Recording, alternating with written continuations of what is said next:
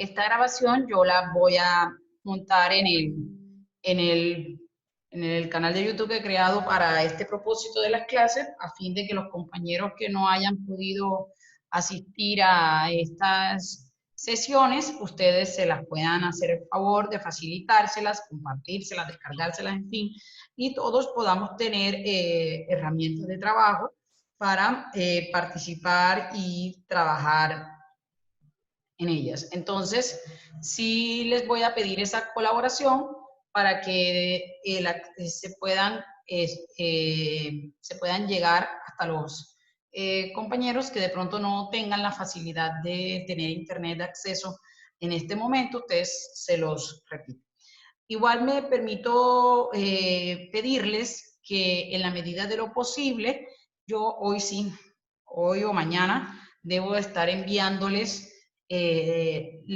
varias lecturas de libros, autores, esto de las fuentes de las obligaciones, a fin de que ustedes puedan repasar lo que nosotros estamos trabajando aquí y puedan tener un concepto pronto más claro y más profundo de esto. Pero les agradezco que en la medida de lo posible ustedes también vayan investigando, vayan leyendo y corroborando lo que se está enseñando en esta asignatura. Entonces,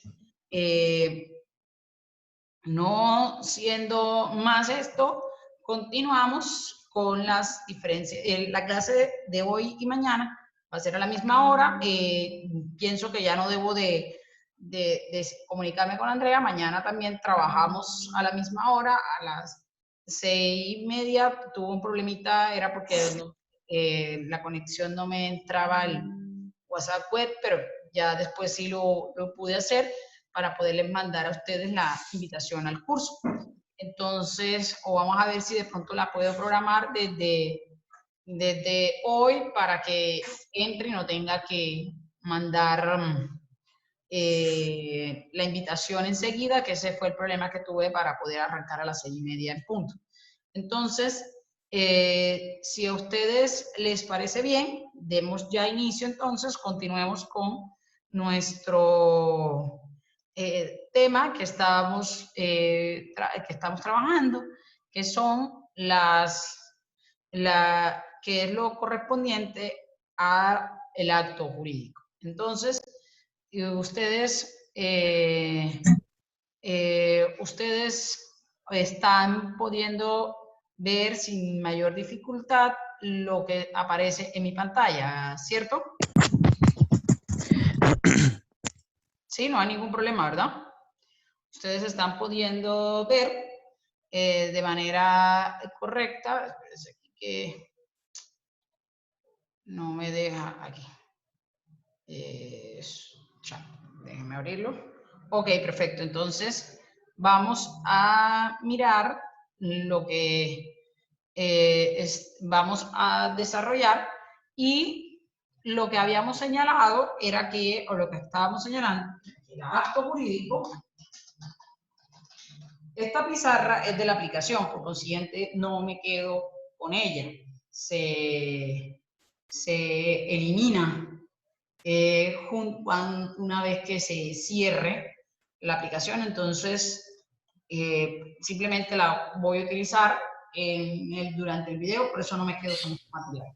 Entonces encontramos que el acto jurídico tenía o tiene varios elementos. Hablamos de elementos de la esencia, elementos de la naturaleza, y por último, elementos accidentales.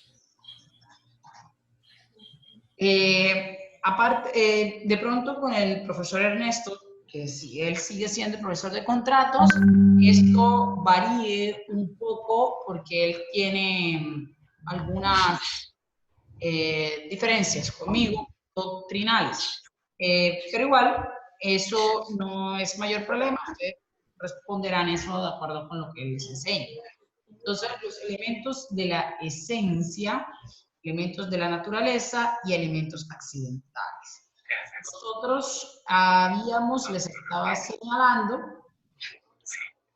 que de estos elementos, la esencia, nos van a arrojar algo que se va a llamar, o son los que van a depender que el acto exista, y que van a producir algo que se llama inexistencia del acto.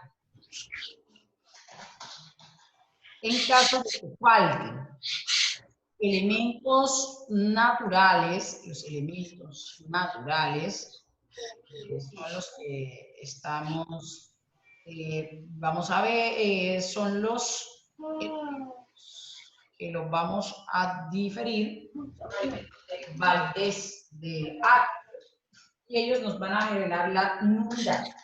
La nulidad, mis queridos señores, la vamos a encontrar absoluta y relativa. Hay algo que quiero, con respecto a estos elementos, voy a poner una pequeña tarea. Ya eso lo vamos a mirar en su momento. Y también estos elementos de la naturaleza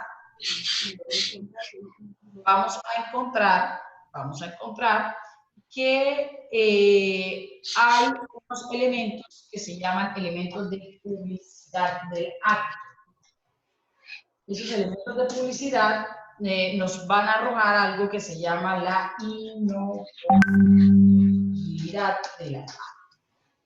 Entonces, encontramos en los elementos de la naturaleza, encontramos elementos de validez y elementos de publicidad. Y en los elementos de publicidad encontramos, la validez si se afecta la validez nos va a generar la nulidad, ya sea absoluta o relativa. Y si se afectan los elementos de publicidad nos van a arrojar la inoponibilidad. Los elementos accidentales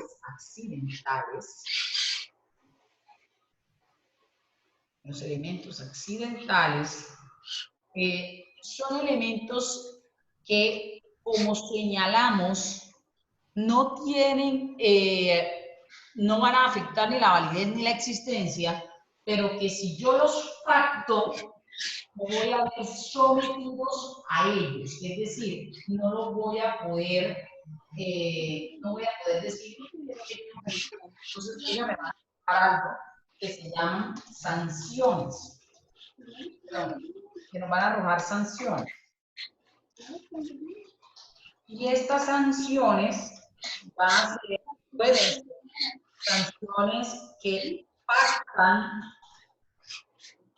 las partes o que impone de manera unilateral la persona, en caso de que estos elementos accidentales no se cumplan. Entonces, encontramos nosotros que los elementos accidentales generan lo que se denominan las sanciones. Entonces,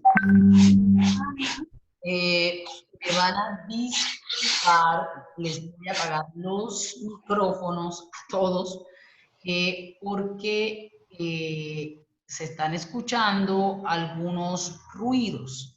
Entonces, no crean que es porque soy grosera ni nada por el estilo, sino para poder trabajar de mejor manera. Entonces, desde ya les presento las respectivas excusas a aquellos que tuve que hacerlo para poder tener una grabación más limpia.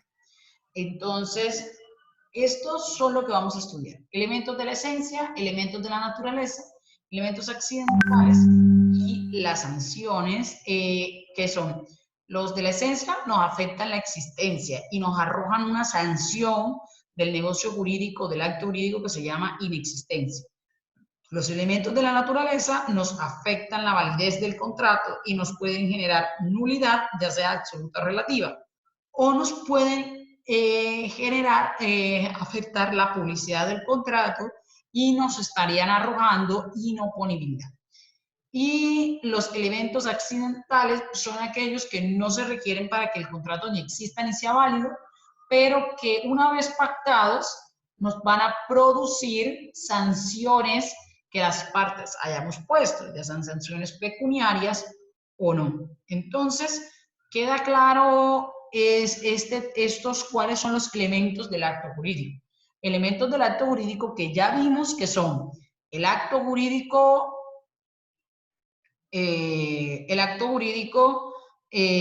tanto unilateral como los contratos. Tienen estos elementos. Entonces, me voy a permitir dirigirme a la norma. Vamos a mirar qué nos dice la norma. Ustedes pueden ver en sus pantallas, quiero que por favor me digan si pueden ver mi escritorio en este momento. ¿O ven solamente en blanco? ¿No? Perfecto. Entonces, vamos a mover aquí y nos va a decir que movamos esto acá y ya pueden verlo. Entonces, en el artículo 1501 del Código Civil, 1501, nos señala lo siguiente: se distinguen en cada contrato las cosas de su esencia, las cosas de su naturaleza y las puramente accidentales. Entonces, ¿qué nos está diciendo el artículo 1501? Que hay cosas que se requieren para que el contrato exista, hay otras cosas que son de la naturaleza de los contratos y otras que son puramente accidentales. Entonces, miren lo que nos sigue la definición del artículo 1501. Son de la esencia de un contrato aquellas sin las cuales o no produce efecto alguno, o sea, no existe, o se degenera en un contrato diferente. Son de la naturaleza de un contrato las que no siendo esenciales en él, se entienden pertenecerle sin necesidad de una cláusula especial, y son accidentales en un contrato aquellas que ni son ni esenciales ni naturalmente le pertenecen y que se le agregan por medio de cláusulas especiales. Entonces, estamos viendo que en esta definición que está aquí en este artículo nos está señalando cosas de la esencia, cosas de la naturaleza y cosas puramente accidentales. Y nos dice que de la esencia no produce efecto alguno, es como si nunca hubiese nacido, no tiene relevancia en el mundo jurídico, no hay acto porque no produce efecto alguno. No lo produce, carece de efecto porque no hay acto. Son de la naturaleza, eso es la definición de los esenciales. Estoy tomando directamente del código. Si encontramos los elementos de la naturaleza, dice que son aquellos que le pertenecen sin necesidad que haya una cláusula que diga que que a este contrato le pertenece esto y aquello. Y hablamos de las accidentales, son aquellas que se agregan al contrato por una cláusula especial, que las partes tienen que pactarlo de manera directa. Entonces, esos son los tres elementos señalados en nuestra cláusula. Cuando nosotros nos vamos acercando al concepto, a este concepto, pasamos nosotros al concepto de el código vamos a pasar al código, al código de comercio, y vamos a encontrar la siguiente definición en el artículo 898. En el artículo 898 nos dice, inciso segundo, nos dice así: será inexistente el negocio jurídico cuando se haya celebrado sin las solemnidades sustanciales que la ley exija para su formación, en razón del acto o contrato o cuando le falten algunos de sus elementos esenciales. Entonces, aquí nos vamos a ver nosotros implícitos, regresamos a nuestra pizarra y encontramos que los elementos esenciales que están aquí son los que nos señala el código de la siguiente manera. Son el objeto, son la manifestación de la voluntad y las solemnidades sustanciales. Entonces, mis queridos señores, al tener que los elementos de la esencia son el objeto, la manifestación de la voluntad y las solemnidades sustanciales, podemos decir que a un contrato o a un acto jurídico le llega a faltar cualquiera de estos tres elementos, no, el contrato simplemente no existe. Ahora, fíjense que yo no les estoy planteando a ustedes, y vamos a estudiar una por una de estas, que el contrato es nulo, sino que el contrato simplemente no existe, no existe. Ahora, quiero aclararles algo. En el Código Civil, se nos dice que si un contrato no cumple las solemnidades, el contrato será nulo. Pero era que el concepto de inexistencia nace posterior al Código de Comercio, perdón, al Código Civil. En el Código Civil, pero hoy en día, sí, y la inexistencia, ellos lo asemejaban a una nulidad absoluta. Eso de pronto es lo que ocurre con ese concepto de inexistencia, que ellos ahí lo asemejan porque cuando se redactó el código doctrinalmente no existía ese concepto jurídico de inexistencia. Pero hoy en día ya nos podemos dar cuenta que la inexistencia es una sanción que se le da a los negocios jurídicos cuando no ha cumplido los elementos de su esencia y que es diferente a la nulidad absoluta. Entonces, mis queridos señores, teniendo claridad en esto, comencemos a estudiar. Y vamos a comenzar a estudiar, esta. La niña, vamos a estudiar la primera que vamos a estudiar es esta, la manifestación de la voluntad. ¿Por qué vamos a arrancar con la manifestación de la voluntad?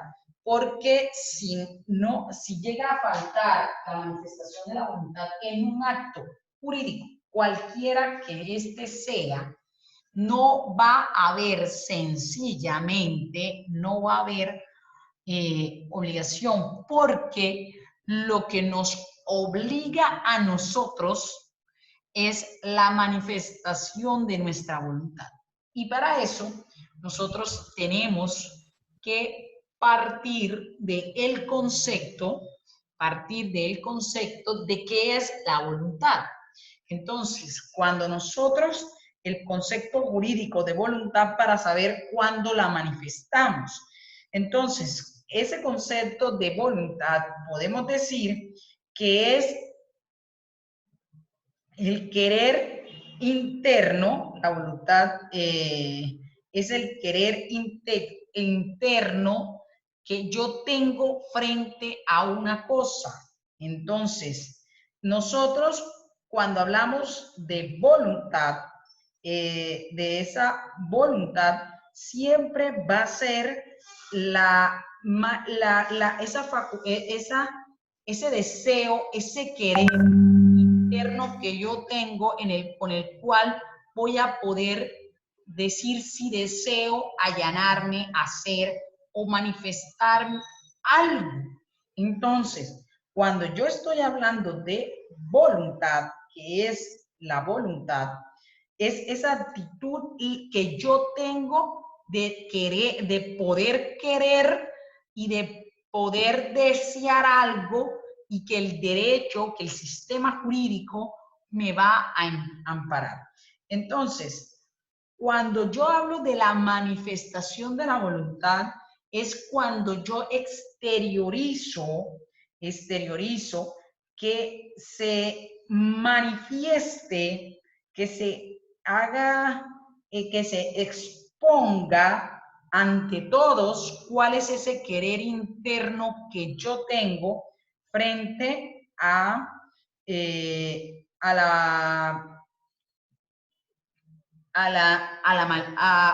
es que se manifieste cuál es mi deseo. Entonces, la norma, nuestra Constitución y nuestras leyes amparan nuestra manifestación de la voluntad como la fuente generadora de obligaciones. Es decir, la ley le dice, si usted desea obligarse, si usted desea someterse a una carga, yo Estado, yo sistema jurídico, le voy a proteger ese deseo que usted tiene, siempre y cuando ese deseo, y ya vamos a ver, no viola el orden público, no sea nada. Pero si usted desea obligarse para alguien en unos términos y unas condiciones, yo Estado lo voy a proteger. Pero el Estado necesita que haya una manifestación de la voluntad, es decir, que no solamente ese deseo se quede en el interior de la persona, sino que la persona sea capaz de exteriorizar, de decir, de manifestar esa voluntad. Entonces, nosotros vamos a encontrar que si nosotros no manifestamos, no exteriorizamos, no declaramos nuestra voluntad, si nosotros no lo hacemos, no hay simple y llanamente, no hay voluntad manifestada, no hay deseo de obligarme. Aquí en derecho, ese cuento del derecho positivo, el silencio administrativo positivo o negativo, eso no se aplica, porque aquí se requiere que se exteriorice lo que usted desea, y esa exteriorización usted la va a hacer, usted la va a realizar, ya sea por actos verbales o por actos escritos o por actos tácitos. Entonces nos vamos a encontrar que vamos a poder manifestar nuestra voluntad de manera tácita o de manera expresa, ya sea verbal o por escrito o por cualquier otro medio inequívoco. Lo importante en la manifestación de la voluntad es que yo haga la exteriorización del querer, de desearlo. Entonces, vamos a imaginarnos que nosotros vamos a firmar un cheque. ¿Cómo manifiesto yo mi voluntad de querer obligarme cambiariamente con un cheque? Pues lo voy a demostrar cuando yo le imprimo mi firma, es decir, de manera escrita. Y si yo firmo, yo estoy manifestando mi voluntad de desear crear una obligación cambiaria. Cuando yo realizo un contrato de arrendamiento y voy a una persona y hablo con esa persona y acordamos unas condiciones, y todo esto lo hacemos de manera verbal y no firmamos ningún contrato, pero lo hemos hecho de manera verbal, encontramos que hemos manifestado nuestra voluntad, nuestra voluntad, que es obligarnos en un contrato de arrendamiento, y que eso lo hemos hecho verbal. No ha habido no lo tengo que hacer yo si deseo obligarme en el contrato. O cuando vamos nosotros a la Olímpica o al Éxito a comprar algo y nosotros vamos a comprar unos yogures y yo lo pago, yo no estoy diciéndole al Éxito, señor Éxito, deseo hacer un contrato de compraventa por los yogures que voy a comprar. Y el Éxito me dice, sí, yo también deseo venderte. El Éxito de manera tácita, con mis acciones, con acercándome a la caja a pagar, yo estoy manifestando mi voluntad. Lo importante es que ya sea que la manifieste de manera verbal o por escrito, o que la manifieste con sus hechos. Lo importante es que esa voluntad se exteriorice, porque si esa voluntad no está exteriorizada, nosotros no nos vamos a poder obligar. Del silencio nada obtenemos. Eso voy a tratar de conseguírsela y mandársela por medio de Andrea o por la página o por la plataforma. Hay una sentencia de la Superintendencia de Industria y Comercio que sanciona a los operadores de telefonía porque ellos decían que si la parte no decía que no, era porque decía que sí, o sea, que el que callaba otorga, pero es que en derecho privado, si usted se calla, si usted no dice nada, simple y llanamente usted está guardando silencio, y del silencio no tenemos nada más allá que silencio. O sea, el silencio es silencio, no inventemos que eso quiso decir o que el que calla otorga. ¿Qué tal el chico que la chica no le ha dicho nada y él está hablando y le manda flores y regalos y demás? Y como ella no le dice que no, simplemente guarda silencio, él entiende que ella lo está aceptando. Pues no, así como no pasa, eso tampoco pasa en los contratos.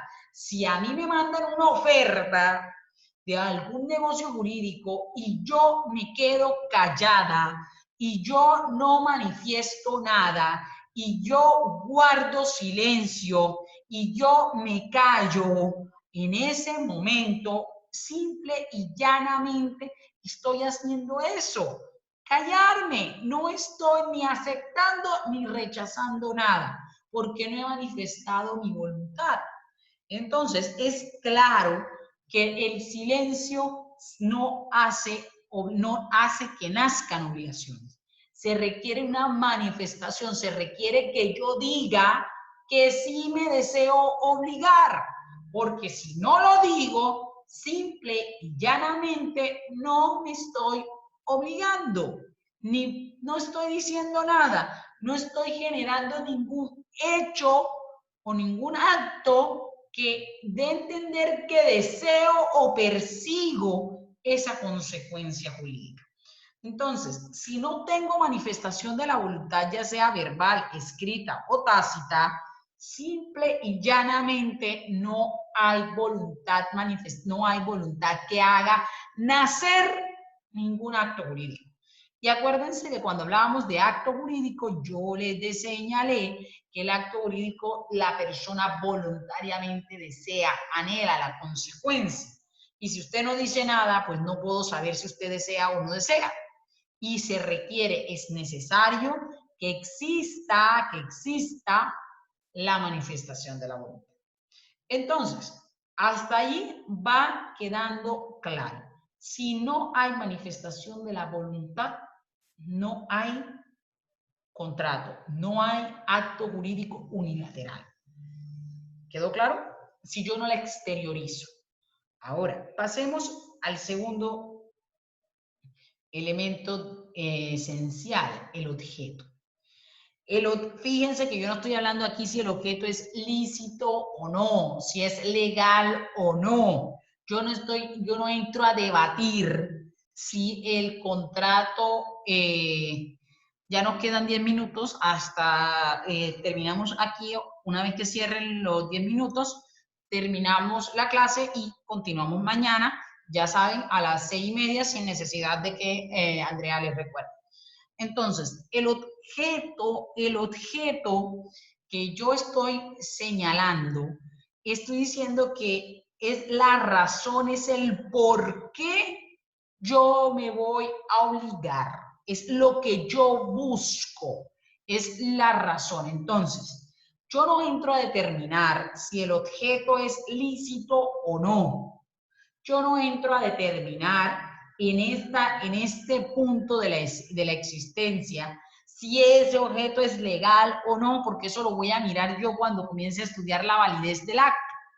Yo lo que voy a estudiar en este punto sobre el objeto, sobre si el objeto es a qué me voy a obligar, es que si yo no manifiesto mi voluntad y no especifico y no digo y no requiero y no cuento a qué me estoy obligando, pues simple y llanamente, ¿cómo me van a poder exigir a mí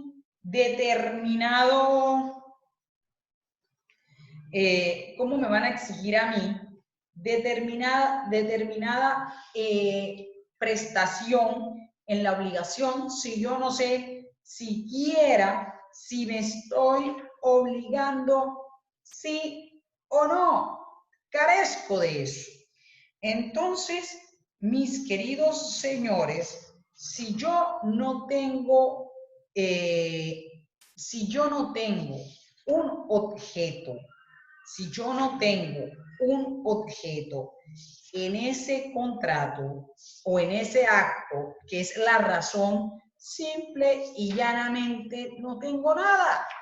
¿Por qué? Porque no sé a qué me voy a obligar, no sé, no conozco mi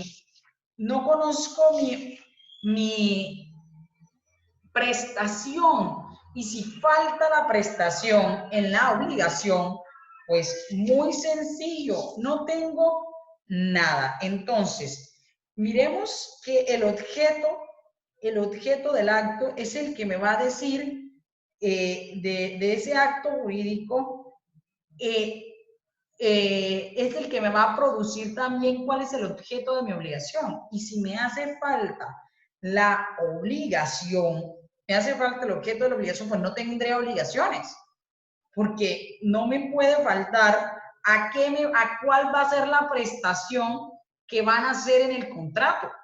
La prestación puede ser ilícita, puede ser ilegal, puede ser lo que usted desea, pero si a usted le falta eso, simplemente no tiene obligaciones, porque no sabe cuál es la prestación que usted estaría buscando. Ahora, quiero que miremos esto.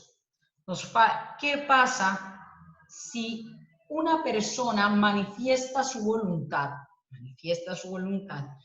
y en un contrato, y este contrato dice, yo sí me deseo obligar, pero el objeto es irreal, el objeto es inexistente? Por ejemplo, yo deseo construirte un castillo en la luna, una cosa así, algo que no puede cumplir la prestación porque el objeto termina saliéndose de la realidad, o el objeto es imposible.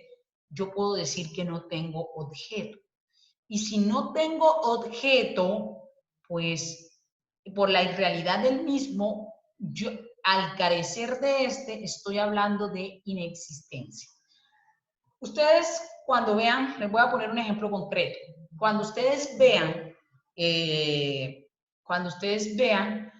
contratos, se van a dar cuenta que en derecho comercial, hay un artículo que nos dice que el precio irrisorio, o sea, el precio ridículamente bajo, ridículamente pequeño, ese precio tan desproporcionadamente es como si no hubiera pactado precio.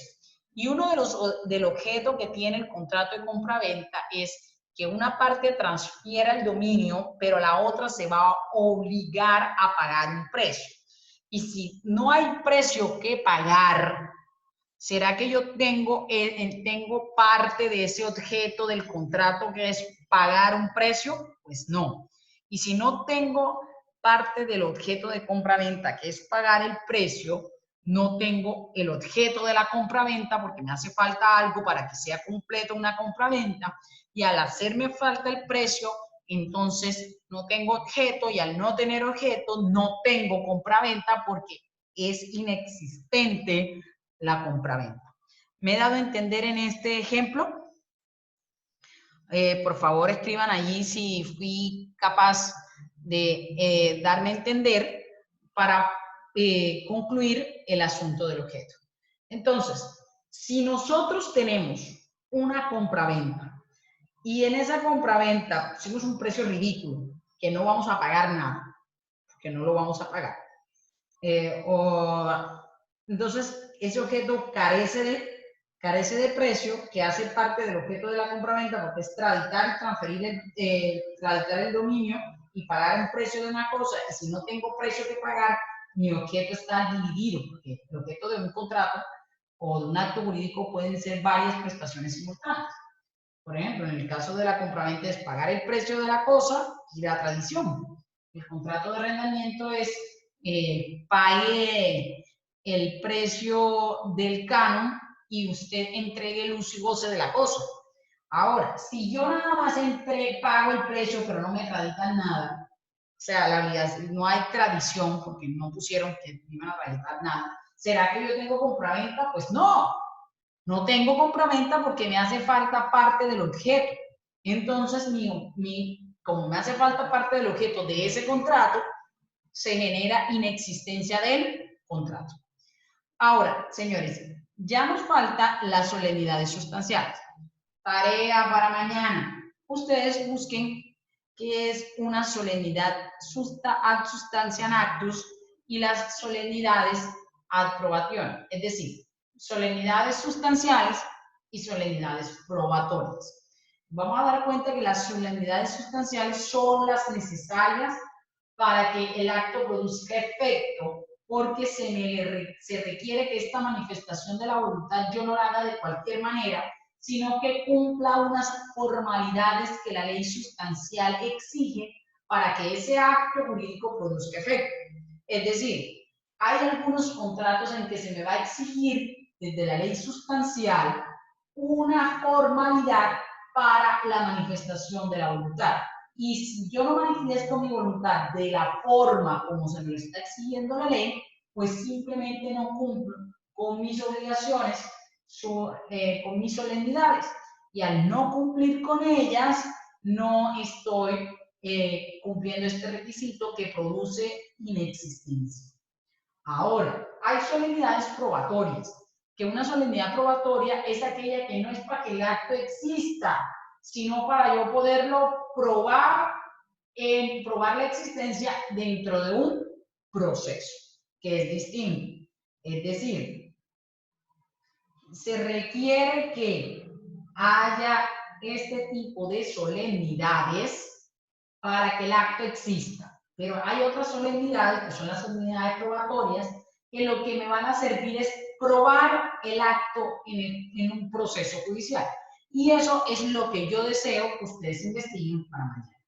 Entonces, señores, ha sido un placer. Nos vemos mañana a la misma hora y que pasen un feliz día. Gracias.